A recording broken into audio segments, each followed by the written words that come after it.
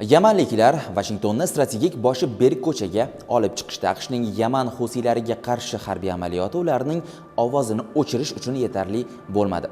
Hattoki AQShning Buyuk Britaniya bilan qo'shma harbiy harakatlari ham Yamanning harbiy harakatlarini to'xtata olmadi. The National Interest nashrining yozishicha, Isroil va AQSh shunchaki quruq kuchanishmoqda. Amerikaliklar va ularning ittifoqchilarining sa'y-harakatlariga qaramay, yamanliklar deyarli 2 yil davomida dunyodagi eng muhim suv yo'llaridan birini yopishga muvaffaq bo'lishdi. Tushunib turganingizdek gap Qizil dengizi va G'azo masalalari haqida bormoqda. Dengiz urushidagi texnologik inqilob, kemaga qarshi raketa tizimlari va uchuvchisiz samolyotlar yordamida Yaman harbiylari Qizil dengizdagi strategik muhim Bob al-Mandeb bo'g'ozini yopa oldilar. Davom etayotgan keskinliklar esa global dengiz kuchi sifatida Qo'shma Shtatlar uchun jiddiy oqibatlar olib keladi.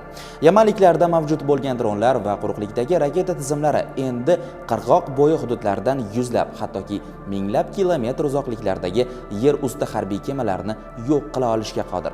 AQShda mavjud qimmatbaho samolyotlar va raketa tizimlari bilan jihozlangan eski samolyot tashuvchi, shuningdek, harbiy kemalar ushbu yangi urush davri uchun mutlaqo yaroqsiz bo'lib chiqdi.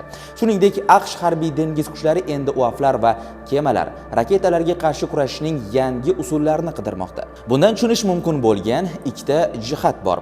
Alohida aytib o'tishimiz kerak, Pentagon xusiylarning harbiy kemalar va savdo kemalariga hujumlariga qarshi turish uchun ikkita samolyot tashuvchi guruhini joylashtirishi kerak edi. AQSh mintaqada gegemonlikka da'vo qilishiga qaramay, Qizil dengiz aslida yopiqligicha qolmoqda. AQSh Yamandan Vyetnamdagiga o'xshash qaqshatqich va sharmandali mag'lubiyatlarni qabul qilib olmoqda. Shu bilan birga qarib qolgan Amerika kemasozlik zavodlari zarur ishlab chiqarish quvvatiga ega emasligi ko'pchilikka aynan mana shu urushdan keyin ma'lum bo'lib qoldi.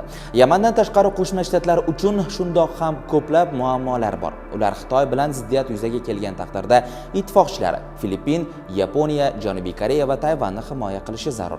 Bu vaziyatda G'arb tomonidan qaraladigan bo'lsa, mamlakat armiyasi Xitoy va Yamandan tashqari dengiz floti bilan Eronga ham qarshi turishga tayyor bo'lishi kerak. Tramp ma'muriyati bu muammoni tan olgan bo'lishi mumkin va xusiylarga qarshi kampaniyani kuchaytirib, Ansorullohni bir marta va butunlay mag'lub etish uchun havo kuchlarini ko'proq hujumkor harakatlar qilish uchun ishlatishga tayyorlayotgan bo'lishi ham mumkin. Biroq belgilangan maqsadga erishish uchun faqat aviatsiya yetarli bo'ladimi? Bu noma'lum. Dastlabki natijalar shuni ko'rsatmoqdaki, tezlashtirilgan havo quvvati bunga erishish uchun yetarli bo'lmasligi mumkin. Mutaxassislarning ta'kidlashicha, muammoni hal qilish variantlaridan biri amerikaliklarni Qizil dengizdan olib chiqib ketish uchun xusiylar bilan urushni yevropaliklarga topshirishdir.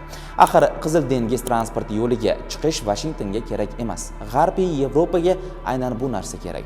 Ma'lumot uchun, AQShning Yevropadagi ittifoqchilari ixtiyorida 1000 dan ortiq harbiy kemalar mavjud. Xusiylar shu tariqa Vashingtonni qiyin strategik vaziyatga solib qo'ydi va oson yechimlar qoldirmadi. Agar Qo'shma Shtatlar bu vaziyatni yumshata olmasa, Qizil dengizda jiddiy muammolarga duch kelishi aniq. Ertami-kechmi Oq uyning yanada kuchayishidan yoki Afg'onistondagi kabi boshqa muvaffaqiyatsizliklarga duchor bo'lishdan boshqa chorasi qolmagan payt keladi, deydi mutaxassislar.